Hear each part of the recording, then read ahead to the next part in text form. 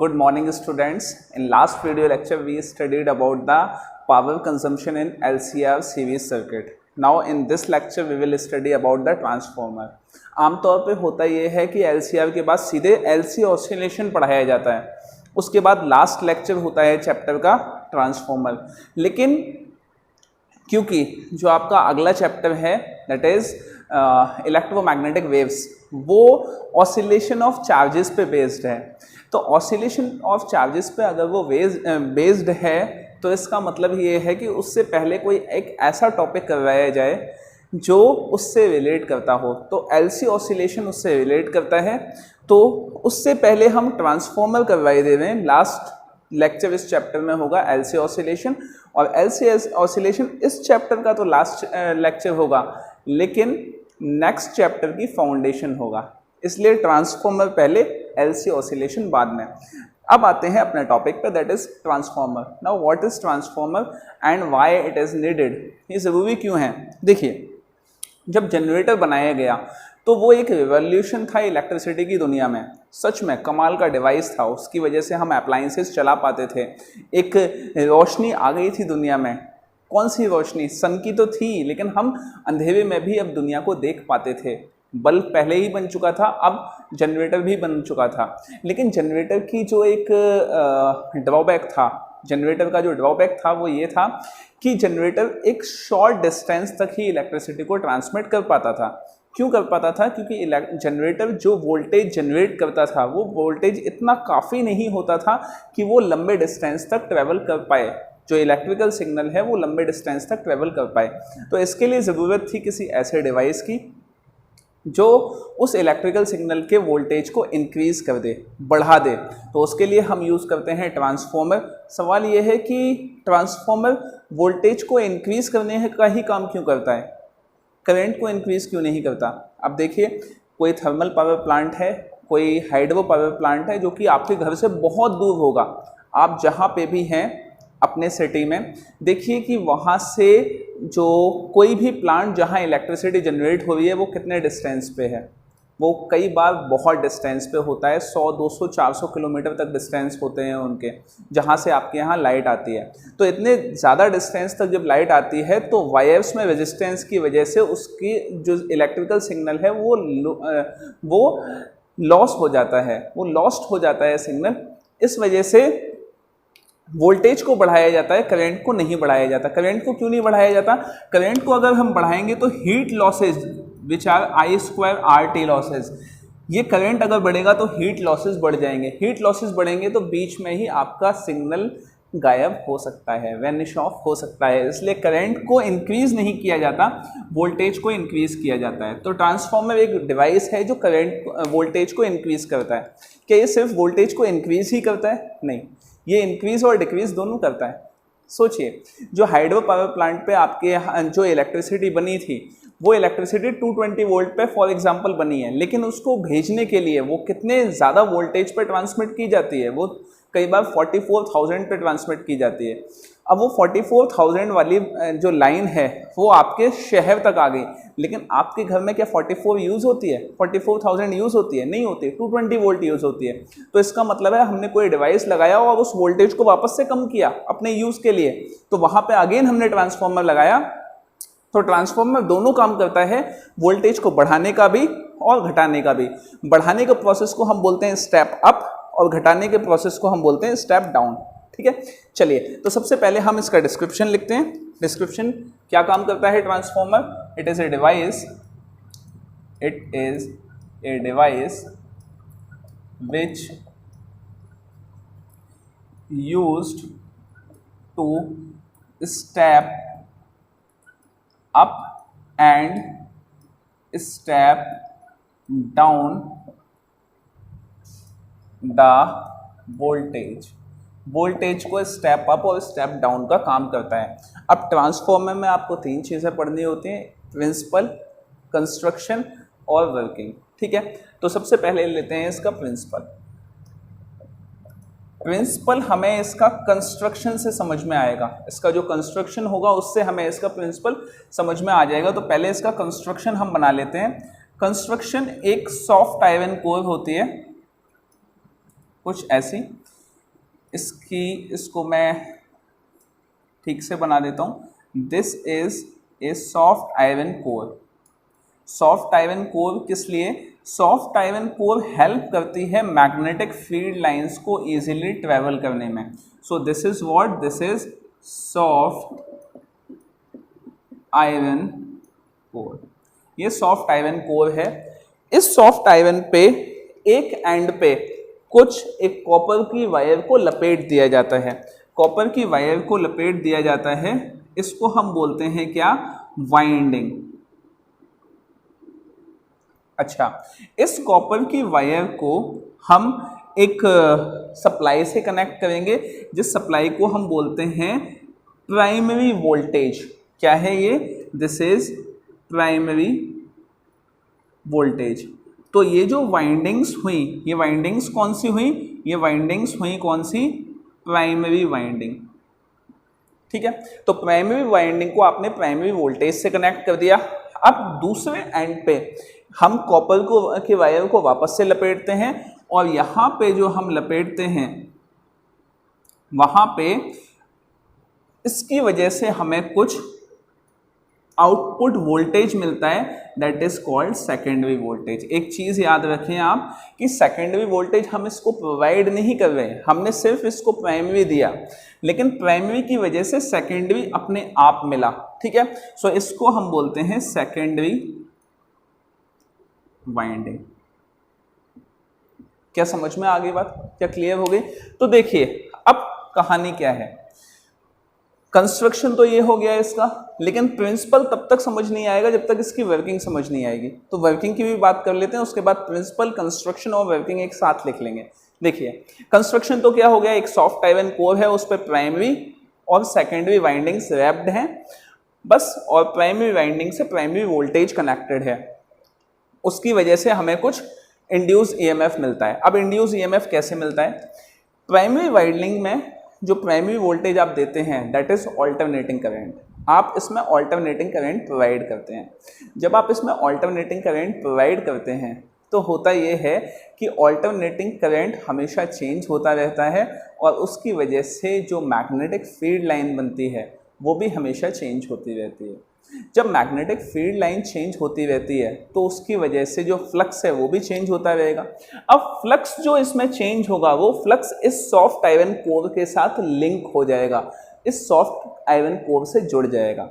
Soft iron core से जुड़ते हुए ये फ्लक्स यहाँ से यहाँ ट्रांसफर होगा और जाके ये लिंक हो जाएगा किससे? सेकेंडरी वाइंडिंग से। तो फ्लक्स कहाँ बना? यहाँ बना, और ये फ्लक्स कहाँ से कहाँ गया? यहाँ से ये लिंक हो गया किसमें? सेकेंडरी वाइंडिंग में। ये बात कर रहे हैं हम किससे? हाफ पॉजिटिव साइकिल में। नेक्स्ट हाफ साइकिल में डायरेक्शन करंट का चेंज हो जाएगा, तो फ्लक्स इस डायरेक्शन से जाके लिंक हो जाएगा। क्या समझ में आ गई? तो ये फ्लक्स जो सेकेंडरी वाइंडिंग से लिंक हो रहा है वो चेंज हो रहा है फ्लक्स, क्योंकि करंट अगर चेंज हो रहा है तो फ्लक्स भी चेंज होगा। अब चेंजिंग फ्लक्स जब लिंक होता है किसी वाइंडिंग के साथ तो उसमें एक इंड्यूस ईएमएफ जनरेट हो जाता है। तो इसके अंदर इंड्यूस ईएमएफ जनरेट होगा, तो ये वाला जो आपको वोल्टेज मिला है ये कौन सा वोल्टेज है? ये इंड्यूस वोल्टेज, इंड्यूस ईएमएफ है। क्या समझ में आ गई बात? ये इंड्यूस ईएमएफ है। तो सेकेंडरी के अंदर इंड्यूस ईएमएफ पैदा हो जाता है। तो हमने प्राइमरी में करंट प्रोवाइड किया, उसकी वजह से सेकेंडरी में आपको ईएमएफ इंड्यूस हो गया। तो ऐसा आपने केस कहाँ देखा है जहां आपने एक कॉइल के अंदर चेंजिंग करंट प्रोवाइड किया हो और सेकंड में आपको ईएमएफ मिल गया हो? That is mutual inductance. दो कॉइल्स बगल में रखी हुई हैं, प्रॉक्सिमिटी में रखी हुई हैं, एक में आपने सोर्स कनेक्ट किया, उसमें करंट चेंज हुआ, करंट चेंज होने की वजह से फ्लक्स चेंज हुआ, ये फ्लक्स लिंक हुआ सेकेंडरी के साथ जाके, जिसमें सिर्फ गैल्वेनोमीटर लगा हुआ है, तो वहाँ पे एक इंड्यूस ईएमएफ पैदा हो जाता है। तो इसका मतलब है कि ट्रांसफॉर्मर का जो प्रिंसिपल है वो क्या है? That is mutual inductance. तो हम यहाँ लिख देते हैं it works on the principle of, it works on the principle of mutual inductance. क्या समझ में आ गई बात? Next is construction. कंस्ट्रक्शन तो बड़ा ही इजी है और आपको समझ में आ भी गया होगा। कंस्ट्रक्शन क्या है? प्राइमरी और सेकेंडरी वाइंडिंग्स जो हैं सॉफ्ट आयरन कोर पे रैप्ड हैं और प्राइमरी वाइंडिंग में प्राइमरी वोल्टेज प्रोवाइड किया हुआ है। ठीक है, so primary and secondary windings are wrapped over soft iron core। ठीक है, and primary voltage is supplied to primary winding।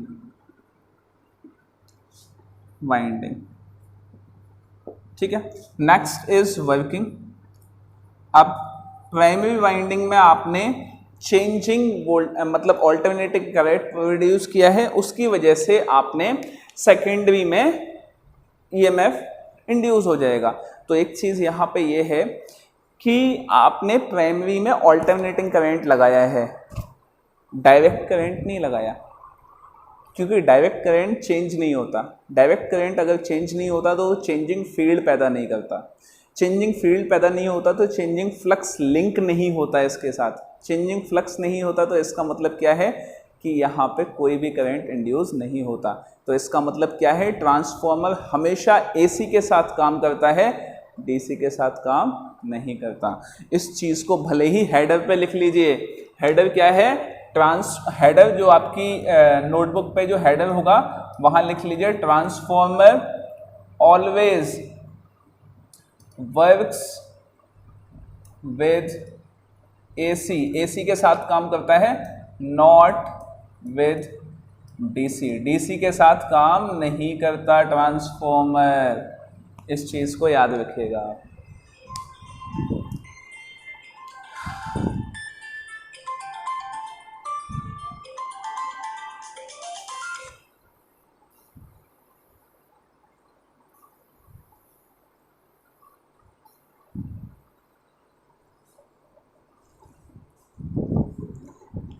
चलिए, तो जो सेकेंडरी में हमें करंट मिला वो सेकेंडरी में हमें ईएमएफ जो हमें इंड्यूस हुआ वो कितना हुआ वो हम कैलकुलेट करने की कोशिश करते हैं। तो देखिए, when changing voltage apply to primary then EMF will induce in secondary। सेकेंडरी में इंड्यूस होगा और इसके हर टर्म के लिए इंड्यूस होगा। हर टर्म में इंड्यूस होगा, इसका मतलब क्या है? For n number of turns. ये बात तो समझ में आ गई। और क्योंकि सेकेंडरी के टर्न्स हैं तो इसको NS लिख दिया। अब EMF कितना इंड्यूस होगा उसको हम लिख लेते हैं। E इज इक्वल टू होता है क्या? माइनस का d∅dt, लेकिन क्योंकि आप नंबर ऑफ टर्न्स के लिए निकाल रहे हैं so it will be minus ENS d∅dt। It is ES। Secondary में ही तो इंड्यूस हो रहा है। चलिए अब आगे। अब ये तो सेकेंडरी का निकाल लिया। मान लीजिए प्राइमरी में अगर इंड्यूस हो रहा हो ईएमएफ, तो आप कहेंगे प्राइमरी में क्यों इंड्यूस होगा? ट्रांसफॉर्मर जो है वो 2 डायरेक्शन में काम करता है, हमेशा 1 डायरेक्शन में काम नहीं करता। मतलब कि अगर आप इसको यहाँ से ईएमएफ प्रोवाइड करेंगे तो इंड्यूस ईएमएफ यहाँ बनेगा, लेकिन अगर आपने ईएमएफ यहाँ से प्रोवाइड किया तो इंड्यूस ईएमएफ आपको यहाँ से मिल जाएगा। इसका मतलब है कि अगर आप सेकेंडरी से वोल्टेज देंगे तो प्राइमरी में भी आपको ईएमएफ मिल सकता है। तो प्राइमरी में जो ईएमएफ मिलेगा that will be equal to minus NP d∅dt। क्या बात समझ में आ गई बात? तो सेकेंडरी में जब इंड्यूस हुआ तो सेकेंडरी के नंबर ऑफ टर्न्स में लिंक हुआ फ्लक्स, और प्राइमरी में जब इंड्यूस हुआ तो प्राइमरी के नंबर ऑफ टर्न्स में लिंक हो गया फ्लक्स। सो इसको नंबर दे दिया 2। नाउ डिवाइड 1/2, 1 को 2 से डिवाइड किया, so you will be having value ES by EP, ES by EP is equal to, देखिए minus NS d∅/dt upon minus NP d∅/dt, minus minus cancel, ये cancel, so ES upon EP is equal to NS upon NP।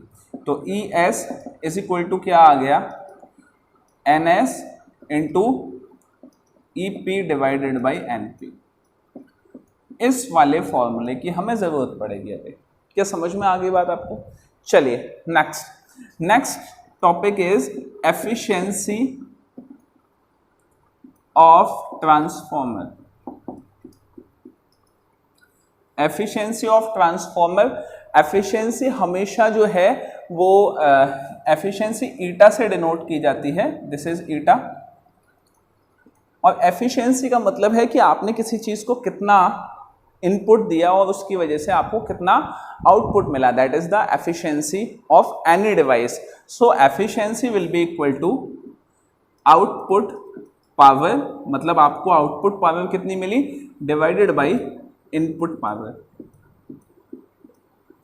ठीक है, तो output power क्या होती है, V into I is power, so eta will be equal to V। Output में आपको क्या मिल रहा है, आउटपुट EMF क्या है, that is EMF in secondary multiplied by current in secondary divided by EMF in primary into current in primary, this is the efficiency. और efficiency कितनी हो सकती है, एफिशिएंसी मैक्सिमम 100 हो सकती है, लेकिन 100 किसी आइडियल ट्रांसफॉर्मर की हो सकती है। ये एफिशिएंसी हमेशा परसेंटेज में ही होगी, ये हमेशा परसेंटेज में होगी, it will be always in percentages. क्या क्लियर हो गई बात? चलिए next topic, types of transformer. Types of transformer, तो दो टाइप के हैं, first is step up and second is step down. First step up है और सेकेंड स्टेप डाउन। जो पावर प्लांट पे ट्रांसफॉर्मर लगा होता है, इलेक्ट्रिसिटी को ट्रांसमिट करने से पहले, जब लॉन्ग डिस्टेंस पे इलेक्ट्रिसिटी को ट्रांसमिट किया जाता है तो उसका वोल्टेज बढ़ाना पड़ता है, उसका वोल्टेज इंक्रीज करना पड़ता है। तो वोल्टेज इंक्रीज करने के लिए जो ट्रांसफॉर्मर लगाया जाता है that is step up transformer. ठीक है, तो ये वाला ट्रांसफॉर्मर किस काम आता है, यूज्ड टू इंक्रीज वोल्टेज। ठीक है, अच्छा अब इसका डायग्राम कैसा होता है, वो डायग्राम देखिए कि ये आपके पास एक ट्रांसफॉर्मर है, ये उसमें प्राइमरी में टर्न्स हैं NP और ये सेकेंडरी में टर्न्स हैं। बस ये खासियत होती है स्टेप अप ट्रांसफॉर्मर की। ये जो ट्रांसफॉर्मर है ये भी आपके पास स्टेप अप ट्रांसफॉर्मर है, क्योंकि स्टेप अप ट्रांसफॉर्मर में सेकेंडरी में टर्न्स ज़्यादा होते हैं, प्राइमरी में कम होते हैं। क्यों?